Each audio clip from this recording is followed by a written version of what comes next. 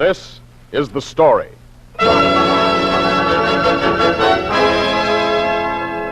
Stories of people, of nations, of the world, of yesterday and today, and the meaning they hold for tomorrow.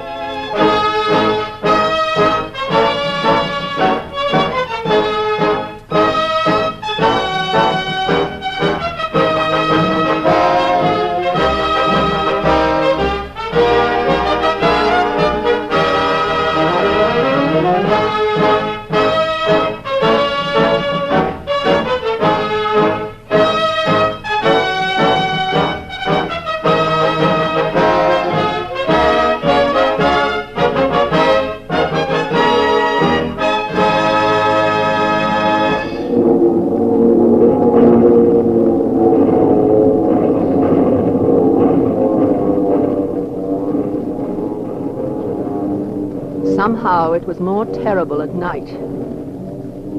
More terrible and more beautiful. The tracer bullets would stitch a quick seam of flame up into the sky. And the incendiaries and the bombs spilled down like beads from a broken string. That's how it was the nights of May 10th and May 11th, 1941. When the Luftwaffe was over London.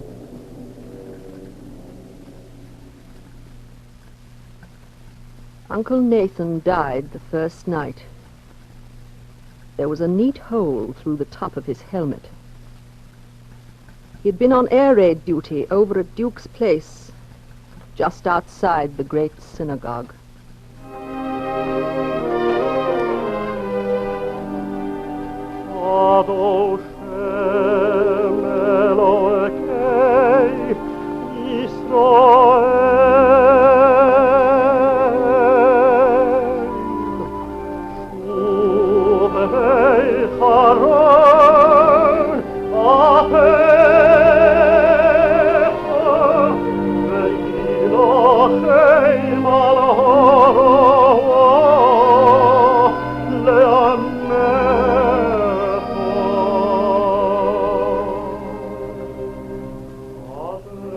Sooner or later, a man must die.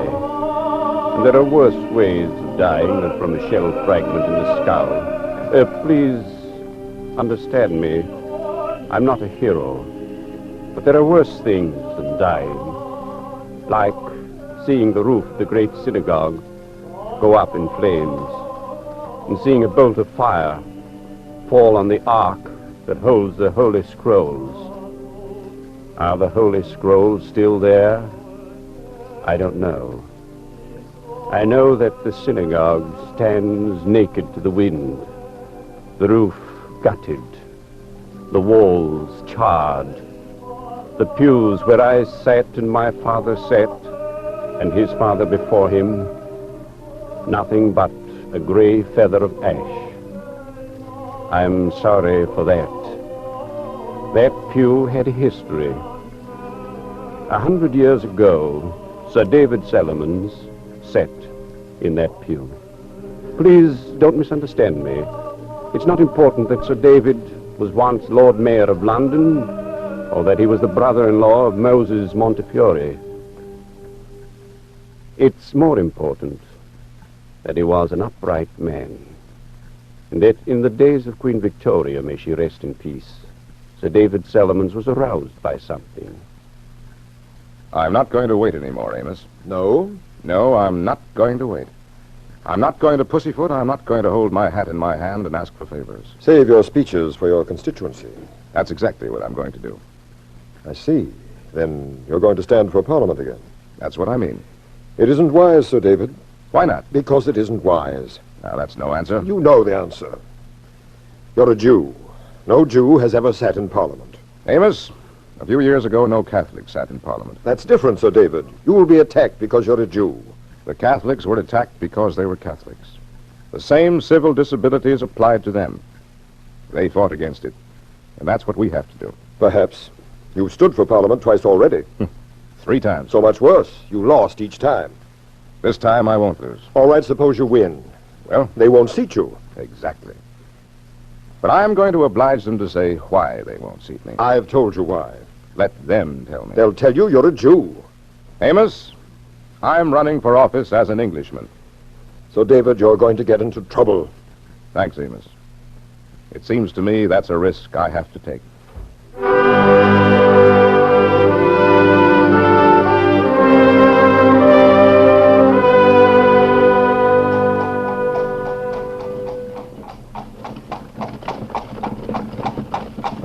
Sir David! Henry, stop the carriage.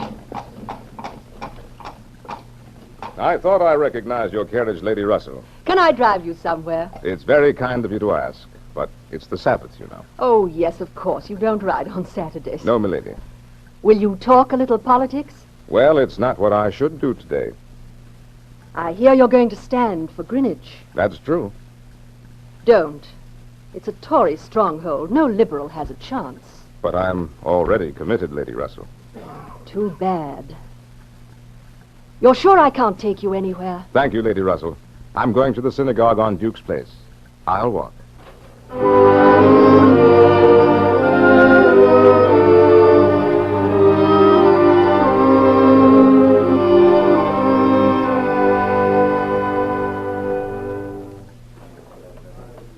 David, I want to see you. Yes, Rabbi.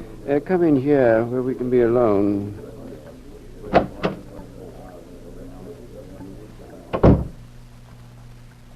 Are you going to scold me, too? Why do you want to do this foolish thing, David? Is it foolish to want to serve your country? The question is, do you want to serve your country or yourself? I don't know what that means, Rabbi. We read a Sabbath chapter from Pirkei Avos today. I'll repeat it for you. Seek not greatness for thyself, and court not honor. Let thy works exceed thy learning, and crave not after the table of kings. For thy table is greater than theirs, and thy employer is faithful to pay thee the reward of thy work.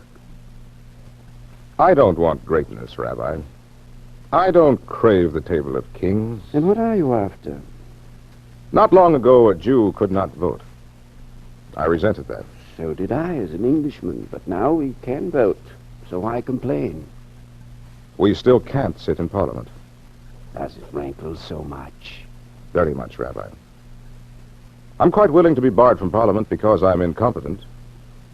But I won't be barred because the Tories don't admit Catholics, Quakers, separatists, and Jews. We others are now admitted, David. Our turn will come in time. In time is too long. Now is the time. The time is always now, Rabbi.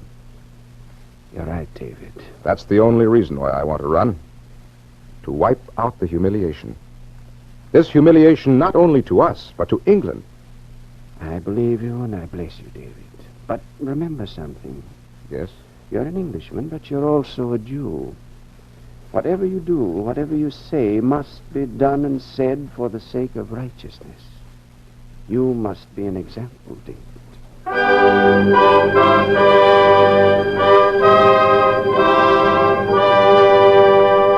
a few more questions I've got to ask you, you know. You've told us a lot, Mr. Candidate. But how will you vote on the poor relief bill? Yeah, that's right, David Sullivans. How will you vote? I'll tell you how he'll vote. He's a toff like the rest. He can sit in his blooming face. Oh, shut up, Wilkins. You're not the speaker. How do you stand, Sir David? I'm for the bill. What? Wait. But a poor relief bill is essentially charity. There, you see? He's against it. Shut up, Wilkins. You see, charity is part of my religion. Every Jew must give part of what he earns to charity. But we don't misunderstand it. We know that charity is an ennobling thing. An ennobling thing to the man who gives charity. But sometimes it embitters the life of the man who receives it. Sure, sir. But I say, if I'm going to be embittered, I want to be embittered on a full belly. I don't disagree with you, Mr. Wilkins. And that is why, if the people of Greenwich send me to Parliament, I'll vote for the poor relief bill. Good. Let's leave it at that. I'm sorry, I can't leave it at that. You see, my religion also teaches me that it is more meritorious to anticipate charity than to give charity. A great man by the name of Maimonides taught us that. Or maybe he's the man we ought to elect instead of you. Well, gentlemen, that might be rather difficult to arrange. You see, Maimonides happens to be dead. Oh, that's too bad. You've all been very kind. Perhaps you'll allow me to add that the best charity is to prevent poverty. I hope you agree with that. If you don't, I advise you to vote for my opponent.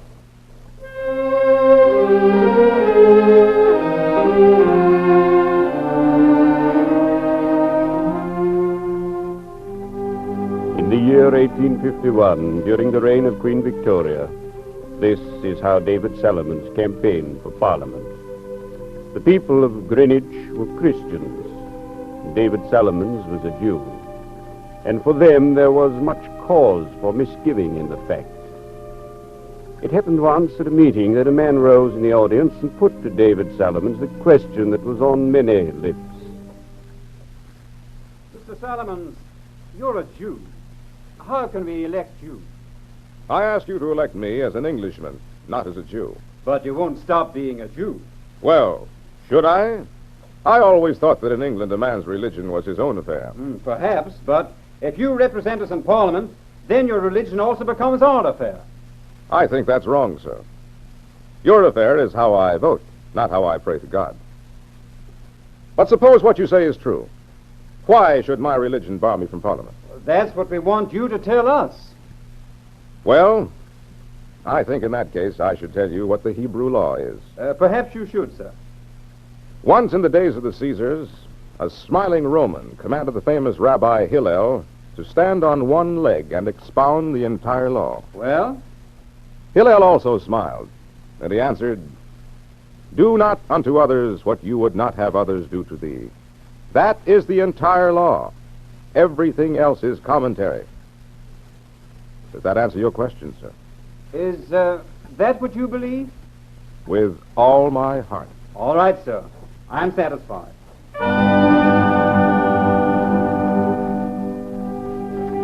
Greenwich was a Tory stronghold, and David Salomons was a Liberal. But in the year 1851, the people of Greenwich elected David Salomons to Parliament. And now there was a turning of eyes from Ireland and Scotland and Wales and the villages of England toward the Speaker's table in the great House of Commons. Your name, sir? David Salomons, Mr. Speaker. Are you prepared to take the oath? I answer. Do you, David Salomons, truly and sincerely acknowledge, profess, testify, and declare in your conscience before God and the world that our sovereign Queen Victoria is rightful Queen of this realm and all other dominions and countries thereunto belonging? I do, Mr. Speaker. Without any equivocation? Without any equivocation. Or mental evasion or secret reservation whatsoever? With none of these, Mr. Speaker. And do you make this acknowledgement, abjuration, renunciation, and promise heartily, willingly, and truly? I do. Upon the true faith of a Christian? Upon the true faith of a Jew, Mr. Speaker. You are out of order, sir. The prescribed form of the oath requires you to swear on the true faith of a Christian. Do you ask me to renounce my religion, Mr. Speaker? I ask you to take the oath as it is written. I do so, Mr. Speaker. I have been legally elected. I have satisfied every requirement of this Parliament. But I will not renounce my religion. I repeat, Mr. Salomons, you are out of order. This form of oath is deliberately framed to exclude a section of the population from the rights of Englishmen. You are contumacious, sir. No, Mr. Speaker. I am truthful. Mr. Salomons, it is my direction that you withdraw from the House. I ask the members of this House to come to order.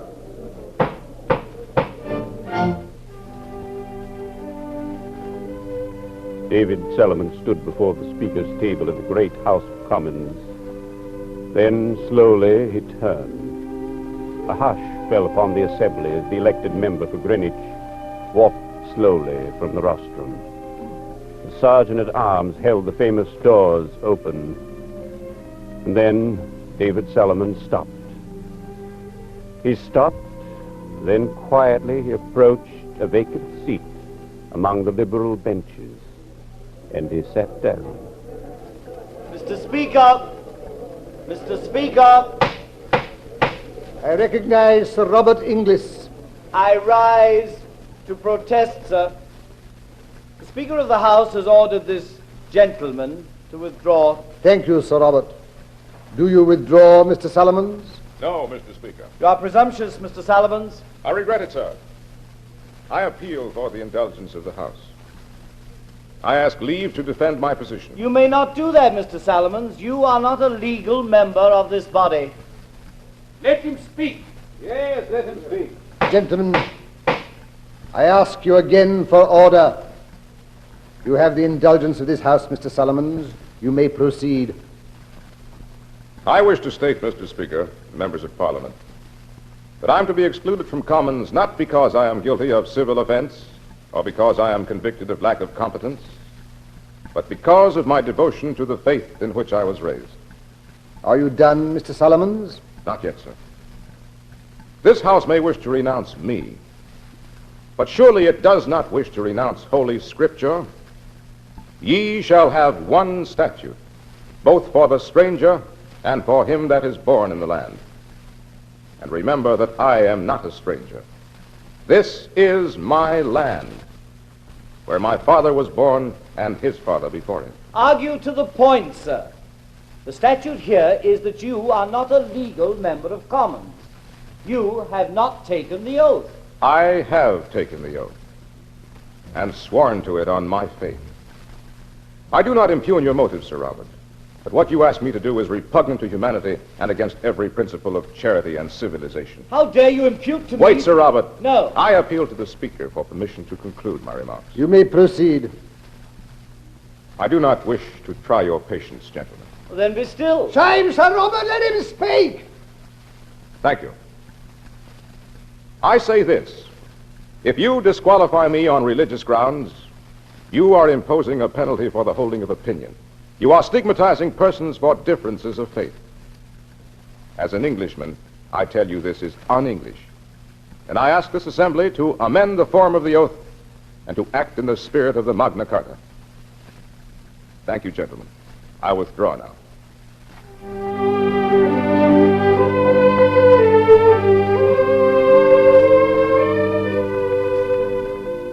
The seat that rightfully belonged to David Solomons remained vacant. And because David Solomons had taken that seat briefly and spoken in the House of Commons without having previously taken the full oath, Sir Robert protested. I rise on a point of law. What is your point, Sir Robert? The member for Greenwich has violated an act of Parliament. Yes, Sir Robert, but what is your point? If I am not mistaken, the member for Greenwich is liable to cumulative penalties of £1,500.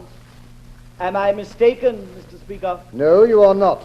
Will the government sue for the penalties? The government will not, Sir Robert. I protest.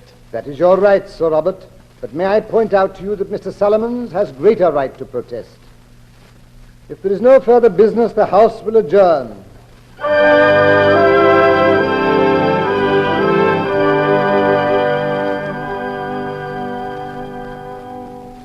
There is something in the English spirit that cannot abide meanness or injustice. And it was as if there were embodied in the voice of David Solomons, the voice of the prophets of Israel, saying, "Proclaim liberty throughout the land." And England listened. There were only 30,000 Jews in all of England, but 300,000 Englishmen circulated and signed a petition for the removal of all disabilities. And the Houses of Parliament began to respond to the will of the people.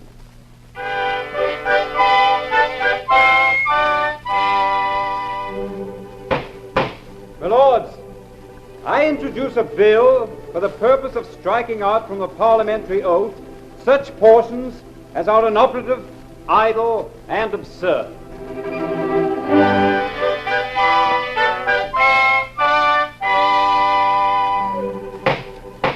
And be it further resolved that when any of Her Majesty's subjects professing the Jewish religion shall make the said declaration, the words "upon the true faith of a Christian" shall be omitted.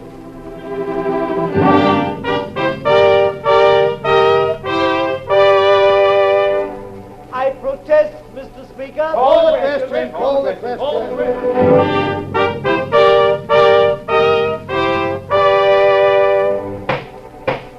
Gentlemen, the motion to amend the oath has been carried overwhelmingly.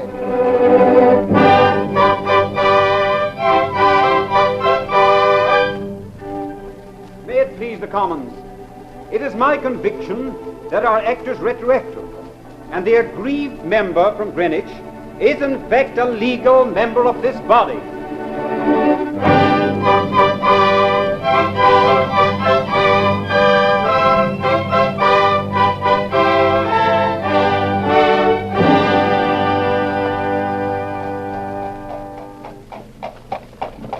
David Solomons! I say, David! Henry, stop this infernal carriage. Hello, David. You look very well, Lady Russell. You look even better, David. In Parliament. It's kind of you to say so. It's where you've always belonged. Thank you. Fiddlesticks, don't thank me. You belong among the peers of the realm.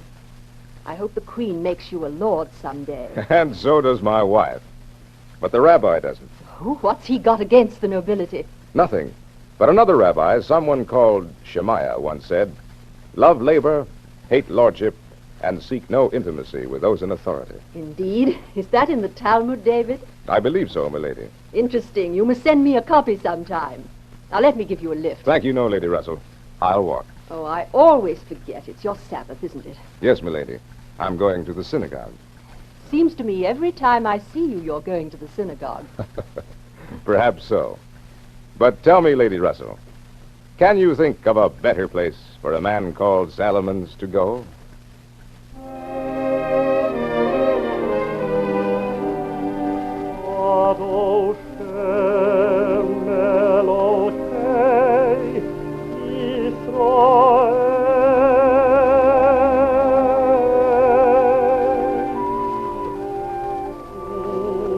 So he went to the Duke's Place synagogue, and he sat in the pew where later my father sat and where I sat. I suppose that's the history of any synagogue. The history of the men who stand before the tabernacle of the Lord and speak words of righteousness. Now the synagogue stands gutted and naked to the wind, and the tabernacle of Duke's Place is charred by fire. But there is so much in London that is charred by fire, and so much that will be built again, and built better. David Solomons will not see it, and I shall not see it, but it will be. I have faith in that, and in England, and in the generations of Israel. And that isn't a bad thing at all, is it?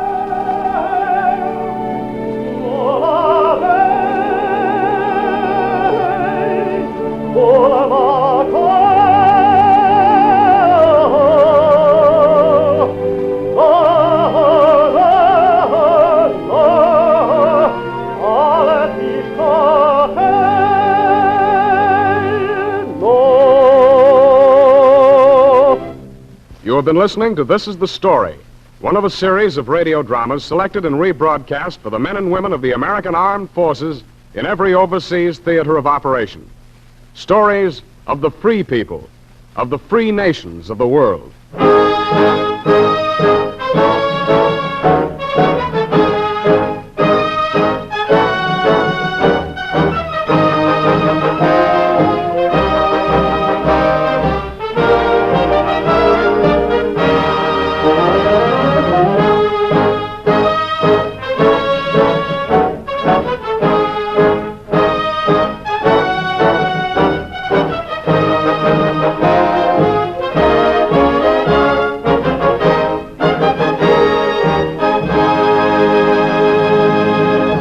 This is the Armed Forces Radio Service.